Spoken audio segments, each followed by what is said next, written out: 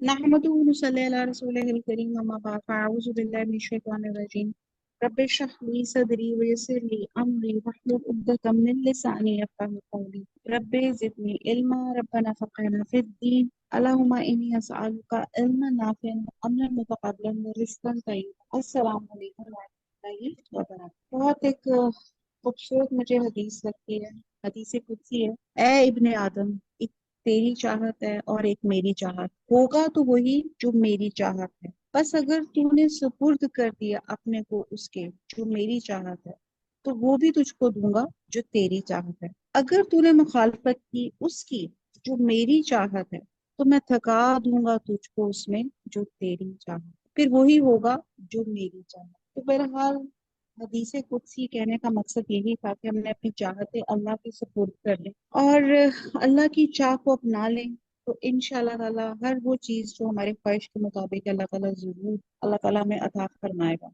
और अब हम थोड़ी से मसाइल पे बात कर रहे थे कि किस पर कुर्बानी लाजिम है, जिस पर हमने कल डिस्कस किया था कि हुजूर सल्लल्लाहु अलैहि वसल्लम के पास तो कुछ भी खाने को भी नहीं समटाइम हुआ करता था, लेकिन वो फिर भी कुर्बानी दिया करते थे। और वो मतलब हर साल दो कुर्बानियां देते थे, एक उम्मत की तरफ से और एक अपनी तरफ से देते थे। और ये तो आपका प्यार है, मोहब्बत है कि आप और यहाँ पे ये भी एक सवाल उठता है कि खवातीन जो है वो कुर्बानी कर सकती हैं या नहीं कर सकती। तो बहरहाल वही अपनी मोहब्बत की बात है। हम एक जब जोड़ा लेते हैं या एक डिजाइनर बैग लेते हैं या एक ब्रांडेड शूज लेते हैं, तो जितने पैसे उसमें लग जाते हैं तो उसी में एक बकरा भी आ सकता। तो अगर हम एक महीना ना लेंगे, 2 महीने ना लेंगे, तो अल्हम्दुलिल्लाह हम भी उसमें कंट्रीब्यूशन में कुर्बानी में दे सकते हैं। बहरहाल ये कोई कुरान और हदीस की बात नहीं है, अपनी मोहब्बत की बात है।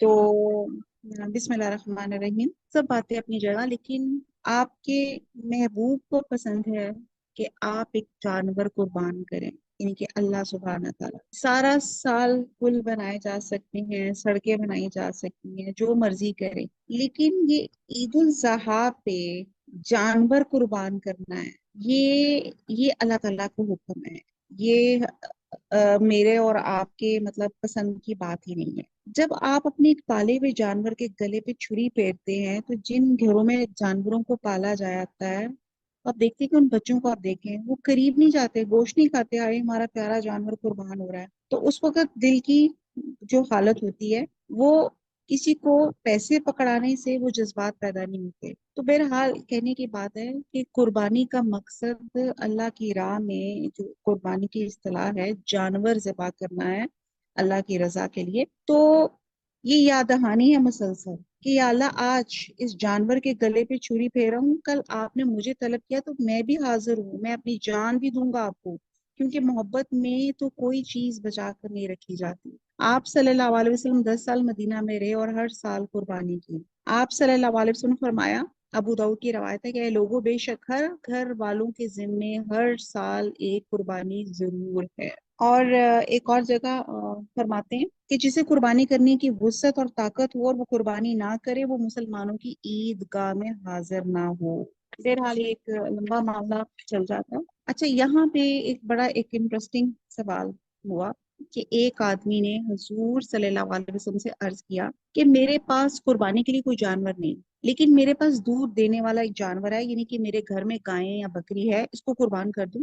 तो आप सल्लल्लाहु अलैहि वसल्लम ने फरमाया कि नहीं, इसको नहीं करो, क्योंकि इस्लाम एक एतदाल वाला दीन है, दूसरों पर उनकी वुसअत से बढ़कर बोझ नहीं डालता। आप सल्लल्लाहु अलैहि वसल्लम ने फरमाया नहीं, बल्कि तू ईद की नमाज के बाद अपने बाल, नाखून और मूंछें कटवा और अपने पोशीदा बाल मूंद ले, बस अल्लाह ताला के यहाँ यही तेरी पूरी कुर्बानी है। सुभान अल्लाह। इसलिए हमें हुक्म किया गया है कि जिल हज का चांद नजर आने के बाद नाखून जो है ना काटे जाएं, ना ही शेव की जाए और ना ही बाल उखाड़े जाएं। और ईद की नमाज के बाद आप ये कर सकते हैं। इस ईद के मौके पे ईद से पहले कुछ नहीं करना। ईद की नमाज के बाद जब दूसरे लोग जानवर ज़िबा कर रहे होंगे और अगर आपके पास जानवर ज़िबा करने को नहीं है, तो अपने नाखून काट लीजिए, यही आपकी कुर्बानी है। جس کے پاس وسعت نہیں ہے، جس کے پاس وسعت ہے وہ قربانی کرے۔ اور حاجی جو حج کرنے جا رہے ہیں احرام کی حالت میں بھی ہیں تو ان بالوں اور ناخنوں کو آپ ٹچ نہیں کر سکتے۔ اسی طرح حج والے اور قربانی والے اور بغیر قربانی والے سب ایک چیز میں تو شریک ہو سکتے ہیں نا، تو اللہ تعالیٰ ہر ایک کو نیکی کا موقع دیتا ہے، جو قربانی کر سکے ان کے لیے بھی فائدہ اور ثواب ہے۔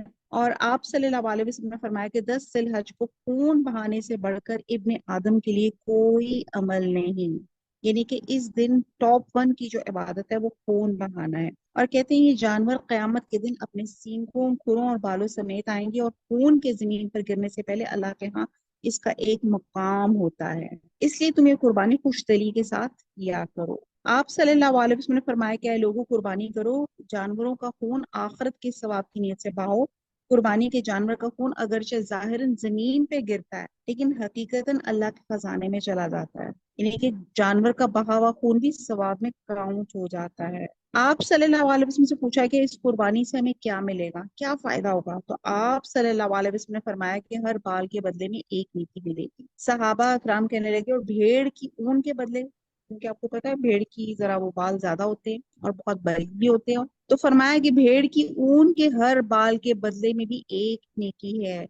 دمبے یا بھیڑ میں زیادہ بال ہوتے ہیں تو ایک ایک بال کے بدلے میں ایک ایک نیکی ہے۔ پھر اسی طرح ایک اور جگہ آتا ہے کہ فربا جانور کی، یعنی کہ اچھے صحت مند جانور کی قربانی کرو کیونکہ یہ پولیس سرات پہ تمہاری سواریاں ہوں گی، اور قیامت کے دن آپ کو یہ سب اجر ملے گا۔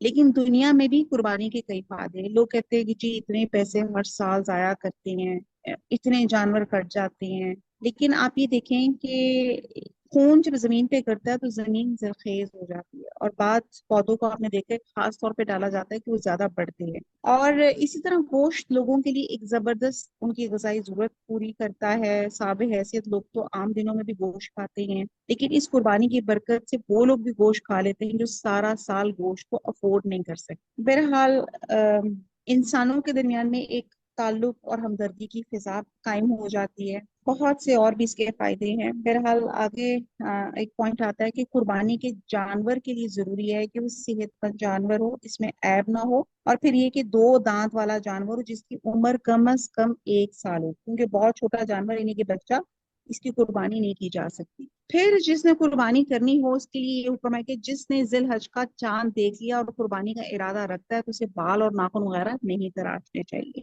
اور ایک اور پوائنٹ اس کا یہ ہے کہ عید کی نماز سے پہلے اگر کسی نے قربانی کر لی تو وہ قربانی نہیں ہوتی۔ پھر اسی طرح اس کے لیے نیت ضروری ہے۔ مثلا اگر کوئی بچر جو آپ کا قصاب ہوتا ہے اپنی دکان کھولنے کے لیے قربانی کر رہا ہے تو بزنس کے لیے کر رہا ہے، اللہ کی خاطر نہیں کر رہا، تو چاہے وہ عید کے دن ہی کرے اس کا وہ اجر اور ثواب نہیں ہوگا جو ایک شخص فی سبیل اللہ کرتا ہے۔ بہرحال اس کے کچھ آداب تھے جو ہم نے حضرت اسماعیل کے واقعے سے بھی دیکھے کہ جب قربانی کی جائے تو چھری تیز ہونی چاہیے۔ آپ صلی اللہ علیہ وسلم نے فرمایا کہ ہر چیز پر احسان کرنا چاہیے، اللہ تعالیٰ نے ہر چیز پر احسان فرض کیا ہے، بس جب تم ذبح کرو تو اچھی طرح، اور ذبح کرو تو اچھی طرح، اور جب تم میں سے کوئی ذبح کرنا چاہے تو چھری کو اس طرح تیز کرے، یعنی کہ خوب تیز کرے، اور اپنے جانور کو آرام دے، یعنی کہ وہ فوراً کام تمام ہو جائے۔ پھر ہاتھ سے ذبح کرنا زیادہ بہتر ہے، زیادہ ثواب ہے۔ اور اس کے بعد ایک مخصوص دعا پڑھی جاتی ہے، سورہ انعام کی آیت نمبر 79 ہے، انی وجہت وجہیا للذی فطر السماوات والارض حنیفا وما انا من المشرکین۔ اور پھر یہ دعا بھی ہم پڑھے، اللہم منکا وبکا وتقبل منی کما تقبلتا من ابراہیم خلیلی کا بسم اللہ اللہ اکبر۔ اس کا مطلب یہ ہے کہ اے اللہ تیری طرف سے، یعنی کہ تو نے مجھے یہ سب کچھ دیا ہے اور تیری ہی خاطر قربان کر رہا ہوں، تو مجھ سے قبول کر لے جس طرح تو نے قبول کی تھی قربانی اپنے دوست ابراہیم سے، بسم اللہ کے نام کے ساتھ، اللہ بہت بڑا ہے۔ بہرحال اس کے بعد آ جاتا ہے کہ قربانی کے گوشت کا استعمال کیا ہے۔ حدیث میں آتا ہے کہ کھاؤ اور صدقہ کرو اور رکھ چھوڑو، یعنی کہ کھا بھی سکتے ہیں، صدقہ بھی کر سکتے ہیں، اور اس زمانے میں خشک بھی کیا جا سکتا تھا، اس میں کوئی حرج نہیں کہ انسان اس میں کل کے لیے کچھ بچا بھی لے۔ سورہ حج میں آتا ہے آیت نمبر 36 میں، یعنی کہ خود بھی کھاؤ اور مسکین اور سوال کرنے والے کو بھی کھلاؤ۔ عام طور پر صحابہ اور لوگوں کا طریقہ یہ تھا کہ 3 حصے کرتے تھے گوشت کے، ایک خود کھاتے تھے، ایک رشتہ داروں کو اور غریبوں کو دیتے تھے۔ لیکن یہ فرض نہیں ہے، مستحب ہے، پسندیدہ ہے۔ اگر کوئی کرنا چاہتا ہے تو سارا صدقہ کر لے، سارا خود کھانا چاہتا ہے تو کھا لے، آدھا رکھ کر کھانا چاہتا ہے تو وہ کر لے، کوئی حرج نہیں۔ لیکن اگر آپ اس کی تقسیم زیادہ اچھی طرح کریں گے تو زیادہ ثواب پائیں گے۔ اور کھال کے بارے میں حکم یہ ہے کہ آپ اس کو فروخت نہیں کر سکتے، بیچ نہیں سکتے، مزدوری میں بھی نہیں دے سکتے، یعنی کہ آپ قصاب کو کہیں کہ تم یہ مزدوری کے طور پہ کھال لے جاؤ۔ اور بہتر ہے کہ اس کو بھی صدقہ کر دیا جائے، اور وہ فی سبیل اللہ صدقہ ہو۔ پھر ہم دیکھتے ہیں کہ ایام تشریق یعنی کہ 11ویں، 12ویں اور 13ویں ذی الحج کو بھی آپ کے ذبح کا دن ہے، کہ آپ ان دنوں میں بھی کر سکتے ہیں۔ جی، اب ہم لوگوں نے بہت سے مسائل ہیں، بہرحال ہم نے فضائل پڑھ لیے، ذی الحج میں کرنے کے کام پڑھ لیے، پھر ہم نے قربانی کے سلسلے میں ڈسکشن کر لیا، اور اب ہم دیکھتے ہیں کہ عید کے دن کیا کرنے کے کام ہے۔ عید میں انشاءاللہ تعالی جب آتی ہے تو آپ نے غسل کرنا ہے، خوشبو لگانا ہے، بہترین لباس پہننا ہے، تکبیرات پڑھنی ہے۔ تکبیرات تو آپ ابھی سے ہی پڑھنا شروع کر دیں، گھر کے اندر عادت ڈال دیں بچوں کو، سب کو۔ پھر عید کی نماز سے قبل کچھ نہیں کھانا، جیسے ہم عید الفطر میں کچھ میٹھا کھا کے نکلتے تھے، تو یہ نماز میں بہتر یہ ہوتا ہے کہ آپ ذبح کر کے پھر اس میں سے کچھ جو ہے وہ آپ کھائیں۔ اور نمازیں، لیکن یہ بھی کمپلسری نہیں ہے، آپ عید کی نماز سے قبل کچھ نہ کھانا، اور اگر کسی کو واقعی کو میڈیکل ریزن ہے تو وہ کھا بھی سکتا ہے۔ نمازیں عید کے لیے جلد جانا، خواتین اور بچوں کو عیدگاہ کی طرف لے کے جانا، اذان اور تکبیر کے بغیر عید کی نماز پڑھنا، نماز کے بعد خطبہ سننا،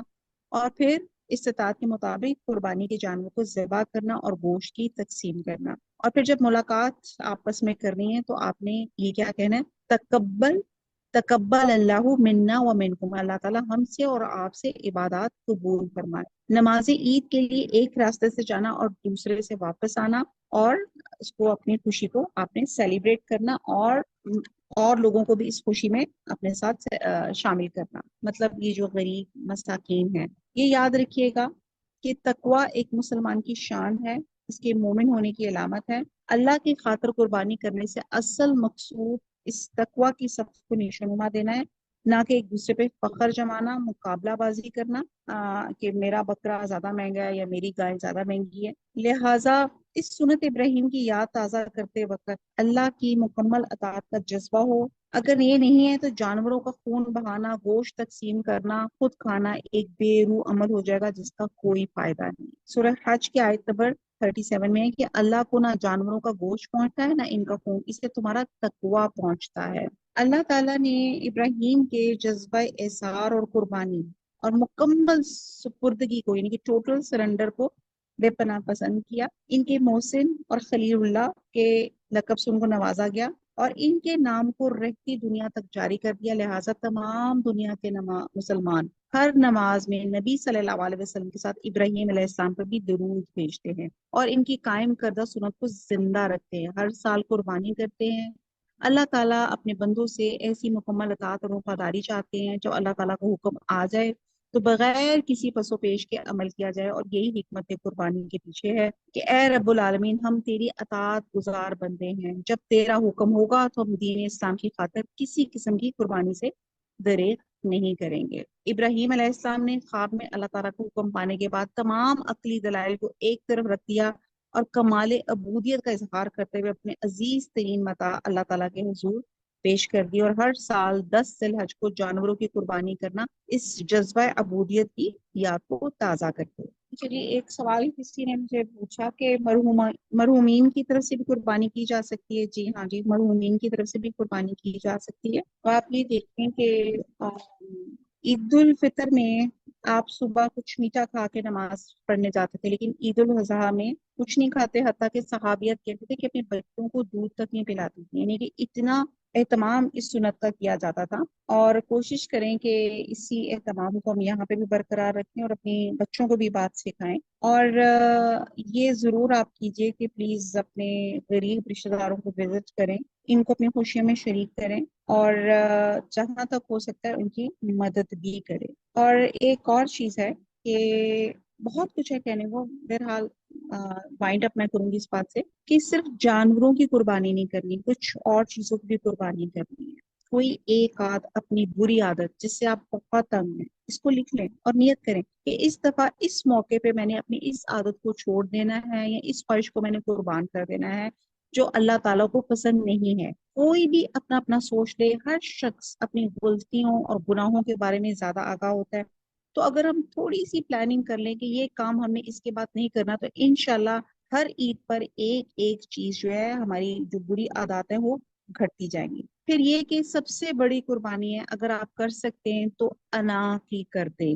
تھوڑی سی میں کے اوپر اگر چھری پھر جائے تو ان دونوں بہت اچھا ہے، یعنی کہ میں یہ چاہتا ہوں، میں چاہتا ہوں، ٹھیک ہے جی۔ تو کسی اسکالر سے کسی نے پوچھا تھا کہ میں سکون چاہتا ہوں، تو انہوں نے کہا تھا کہ تم نا پہلا اور آخری حرف نکال دو، تمہیں سکون ہی سکون ہے۔ تو کیا لفظ تھا؟ میں سکون چاہتا ہوں، میں پہلے نکال دیا اور چاہنا نکال، تو آپ کیا رہ گیا؟ درمیان میں صرف سکون رہے گا۔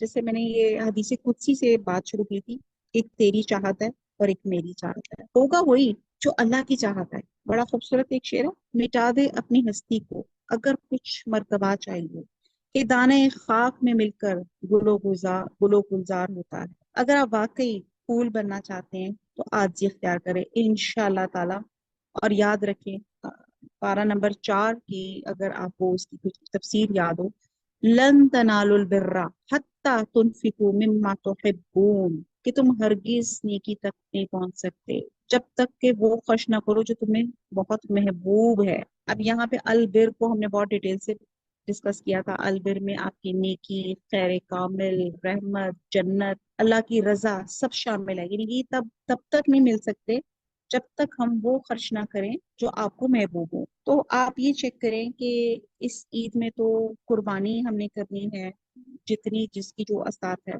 لیکن ہم عام دنوں میں انسان ایک مسلمان جو ہے سارے لمحے جب وہ کلمہ پڑھ لیتا ہے اور وہ اسلام کے روزے میں بیٹھ جاتا ہے، تو وہ ہر وقت دو سچویشن میں ہوتا ہے، ایک ضمیر کے فیصلے میں ہوتا ہے یہ کام کروں یا نہ کروں۔ تو پھر یہ آپ نے قربانی دینی ہے کہ جو آپ کی چاہت ہے اور جو اللہ کی چاہت ہے، جو قرآن و سنت اس معاملے میں کیا کہہ رہا ہے اور آپ کا دل کیا چاہ رہا ہے۔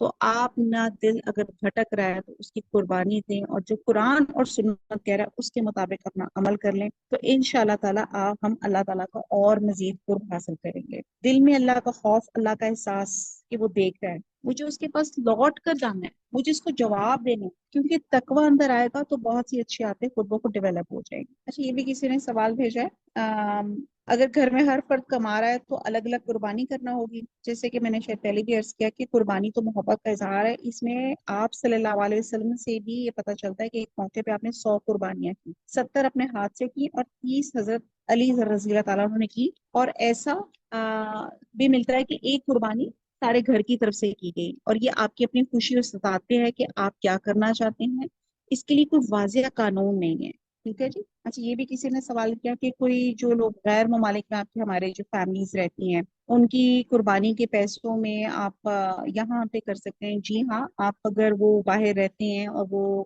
لیکن وہ اس کی شرط یہ ہے کہ یہاں پہ وہی کوئی قربانی کا کوئی جانور ہی خریدا جائے اور پھر اسی سے مطلب ذبح کر کے اس کا گوشت جو ہے وہ تقسیم کیا جائے۔ پھر ایک اور سوال کسی نے یہ بھی پوچھا کہ قربانی کا گوشت جو ہے آپ غیر مسلم کسی کو دے سکتے ہیں، یعنی کہ آپ کی جو کام والیاں ہوتی ہیں، ہاؤس ہولڈ، آپ کی جو سپورٹ سسٹم ہوتا ہے، تو جی دیکھیں جو قربانی ایک دفعہ ہوگی پھر اس کے بعد آپ کسی کو بھی کھلا سکتے ہیں۔ پھر ایک کسی نے سوال کیا کیا ایک قربانی کے جانور کی ایک سے زائد مردہ رشتہ داروں کی طرف سے قربانی ہو سکتی ہے یا ہر ایک کے لیے الگ الگ قربانی؟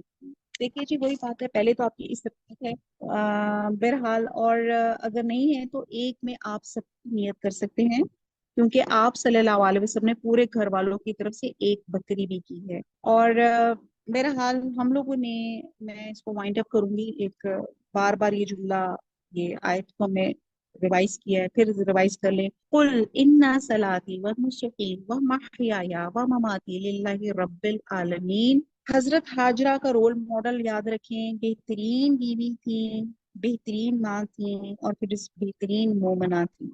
अल्लाह पे उनका तवक्कल था। हमने ऐसी हजरत हाजरा जैसी औरत वाली क्वालिटीज अपने अपने बच्चों में ये पैदा करनी है। और इसी तरह जिस तरह उन्होंने अपनी परवरिश में अपने बेटे की तरबियत में कोई कमी कोताही ना छोड़ी, तो हम पेरेंट्स को बहुत ज्यादा बच्चों की तरबियत पे फोकस करना चाहिए, उनको प्रॉपर टाइम देना चाहिए। और जो कहते हैं ना कि अपनी मर्जी पे चला तबाह हो गया, तो नजात सिर्फ कुरान और सुन्नत के रास्ते पर है।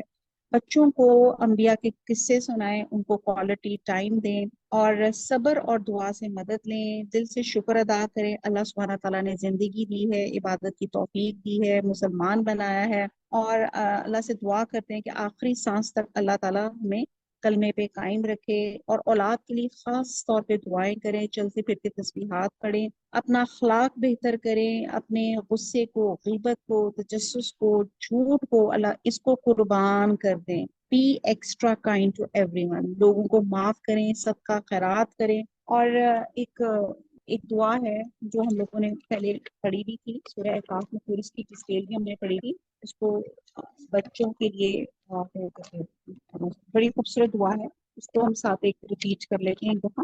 औज़ु बिल्लाहि मिनश शैतानिर रजीम, बिस्मिल्लाहिर रहमानिर रहीम। कुल हुवल्लाहु अहद, अल्लाहु समद, लम यलिद व लम यूलद व लम यकुल लहु कुफुवन अहद। अल्लाहुम्मा सल्लि अला मुहम्मदिन व अला आलि मुहम्मदिन कमा सल्लैता अला इब्राहीम व अला आलि इब्राहीम इन्नका हमीदुम मजीद। अल्लाहुम्मा बारिक अला मुहम्मदिन व अला आलि मुहम्मदिन कमा बारकता अला इब्राहीम व अला आलि इब्राहीम इन्नका हमीदुम मजीद।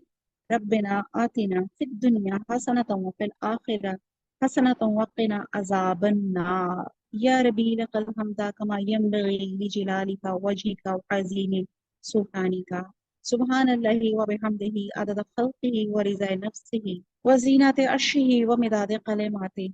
रब्बना ला तुअख़िज़ना इन नसीना व अख़्ताना रब्बना व ला तहमिल अलैना इस्रन कमा हमलतहु अलल लज़ीना मिन क़ब्लिना रब्बना व ला तुहम्मिलना मा ला ताक़त लना बिही वाफ़ु अन्ना वग़फ़िर लना वरहमना अंत मौलाना फंसुरना अलल क़ौमिल काफ़िरीन। रब्बि इरहमहुमा कमा रब्बयानी सगीरा। रब्बि इन्नी लिमा अंज़लता अलैया मिन खैरिन फ़क़ीर। रब्बि ला तज़रनी फ़र्दन व अंता खैरुल वारिसीन। हज़रत इब्राहीम अलैहिस्सलाम की दुआ, rabbi humbly minus सालिहीन। Rabbi humbly हुक्मन वल हिक्नी बिस्सालिहीन वजअलनी लिसाना सिद्क़िन फिल आखिरीन वजअलनी मिन वरसते जन्नतिन नईम। और एक मुकम्मल दुआ खास तौर पे अपने औलाद के लिए, अल्लाह ताला रब्बे औज़िनी अन अशकुरा नेमतकल्लती अनअमत अलैया व अला वालिदैया व अन आमला सालिहन तर्दाहु व अस्लिह ली फी ज़ुर्रियती इन्नी तुब्तु अलैका व इन्नी मिनल मुस्लिमीन।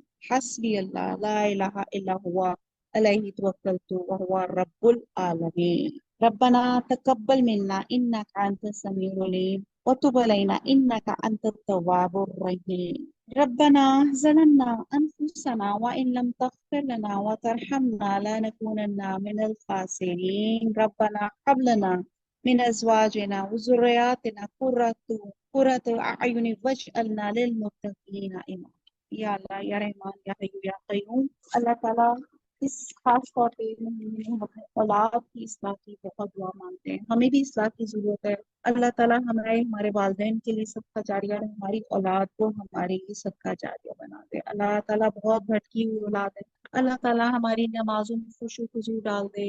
अल्लाह ताला हमें अल्लाह से, अपने रसूल सल्लल्लाहु अलैहि वसल्लम से और अपने वालिदैन से मोहब्बत की तौफीक अता फरमा दे। अल्लाह ताला हमारे सगीरा कबीरा गुनाहों को माफ कर दे। अल्लाह ताला हम हज के बाबरकत महीने में दाखिल होते हैं, हम सबकी जायज ख्वाहिशात को पूरा कर दे। जो रिस्क मांगते हैं उन्हें वासिय रिस्क अता फरमा दे, जो औलाद मांगते हैं उनको सालिया औलाद अता फरमा दे, सालिया और हलीम अल्लाह। और जो जिनकी औलाद है अल्लाह ताला उनको भी नेक रास्ते पे रख, اللہ تعالیٰ ان کو صدقہ جاریہ والدین کے لیے بنا دے۔ اللہ تعالیٰ بچوں کا امتحانوں کا پیریڈ ہے، اللہ تعالیٰ جو بچے امتحان دے رہے ہیں ان کو اللہ تعالیٰ بہترین کامیابیاں عطا فرما اور بہترین جگہوں پہ بہترین انسٹیٹیوٹس میں ان کا داخلہ کرے۔ جو ہمارے رشتے دار باہر بیٹھے ہوئے ہیں اللہ تعالیٰ ان کو خیر و عافیت سے رکھے، ہر پریشانی سے بچائے۔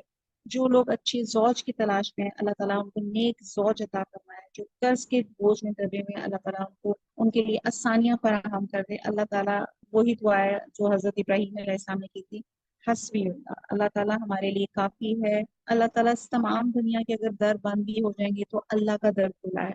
اللہ تعالیٰ ہماری تمام پریشانیوں کو اللہ تعالیٰ تمام مسائل کو اللہ تعالیٰ حل کر دے۔ اللہ تعالیٰ رحمت کا سایہ ہمارے سب کے گھروں میں اللہ تعالیٰ ہمارے رحمت سے ہم سب کو ڈھانپ لے۔ اللہ تعالیٰ ہمارے گناہوں کو بھی اللہ تعالیٰ ہمارے دنیا میں بھی ہمارے گناہوں پہ پردہ ڈالے، اللہ تعالیٰ آخرت میں بھی پردہ ڈالیے گا۔ اللہم حاسبنی حسابا یسیرا، اللہم حاسبنی حسابا یسیرا، اللہم حاسبنی حسابا یسیرا، اللہم اجعل اوسع رزقک علی عند کبر سنی وانقطاع النور۔ اے اللہ میرے رزق میں سب سے زیادہ کشادہ میرے بڑھاپے اور میرے خاتمے کے وقت پر۔ اللہ تعالیٰ چلتے پھرتے اٹھا، اللہ تعالیٰ کلمہ نصیب فرما، لا الہ الا اللہ محمد رسول اللہ، قرآن کا با عمل اور مطلوب انسان بنا۔ آمین۔ اللہم انی اسألک العفو والعافیہ فی الدنیا والآخرہ۔ اے اللہ میں تجھ سے مانگتا ہوں بخشش اور سلامتی دنیا اور آخرت کی۔ اللہم انی اسألک عیشۃ نقیۃ ومیتہ سویۃ۔ اے اللہ میں تجھ سے اچھی زندگی اور اچھی موت مانگتا ہوں۔ اللہ تعالیٰ شہادت کی موت عطا فرما۔ اللہ تعالیٰ میرے جتنے لوگ یہاں موجود ہیں سب کی جائز خواہشات کو پورا کر، جو آ نہیں سکے اللہ تعالیٰ ہماری پوری امت کے اللہ تعالیٰ ان کو ہر طرح کی پریشانی سے بچا۔ اللہ تعالیٰ یہ جو جنگ کے بادل چھائے ہوئے تھے اللہ تعالیٰ ان کو ہمارے اوپر سے ہٹا دے۔ اللہ تعالیٰ ہمارے ملک کو قائم رکھ، فلسطین کو قائم رکھ، مسلمانوں پہ رحم فرما۔ اللہ تعالیٰ تو سب سے زیادہ رحم فرمانے والا ہے۔ وما علینا الا البلاغ، سبحانک اللہم وبحمدک، نشہد لا الہ الا انت، نستغفرک ونتوب الیک۔ والسلام علیکم ورحمۃ اللہ وبرکاتہ۔